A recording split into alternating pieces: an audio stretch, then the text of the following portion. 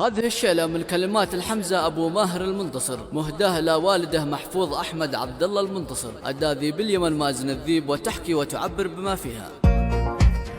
يقول الأب ماهر في قصيدة في رجال وافعاله شديدة، في الميدان تسمع له رعيدة، بمحفوظ شاجع شام مقدار، رجل يسوى من أفعاله قبيلة، وفيما يعرف أفعال الرذيلة، نشأ بالطيب في القوم الأصيلة، على نهج الوفا قدام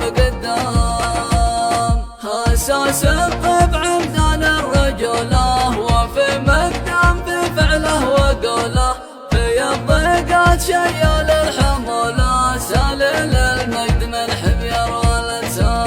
إلهي يحفظك يا تاج راسي، يا بمحفوظ يا أصلي وساسي، ومن عزمك تقوي لي حواسي، وأنت اللي تحقق كل الأحلام. أبي محفوظ يا خير النشامة، وقدرك الرجاجيل العظامة، إلهي يرزقك أعلى مقامة، وتحيا يا أسد أعوام وأعوام. إلهي يحفظك ويزيد عمرك، وتحيا بالسعادة طول دهرك، وأنا يا تاج راسي تحت أمرك، وواناك الشعب مثل صداك. يقول الابن ماهر في قصيدة في رجال وافعاله شديدة، في الميدان تسمع له رعيدة، بمحفوظ شاجع شام مقدار، رجل يسوى من أفعاله قبيلة، وفيما يعرف أفعال الرذيلة، نشأ بالطيب في القوم الأصيلة، على نهج الوفا قدام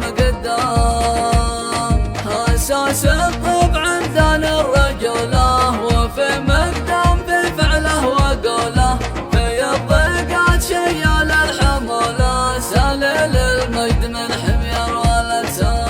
إلهي يحفظك يا تاج راسي، يا بمحفوظ يا أصلي وساسي، ومن عزمك تقوي لي حواسي، وأنت اللي تحقق كل الأحلام.